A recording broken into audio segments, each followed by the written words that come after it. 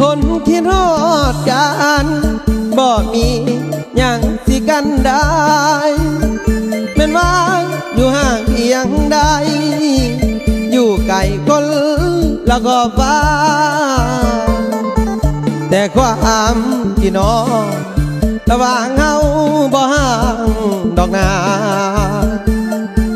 ทุกวันเวลาทุกนาทีที่น้องเสมอยามนอนยังละเมอเบ้อฝันเห็นหน้าทุกคืนบอกว่ายามหลับยามตื่นที่น้องแต่เจ้าเสมอแม่นแต่ยามกินเหล้าแห้งเมาแห้งกินน้องแต่เด้อหากห่วงเสมอ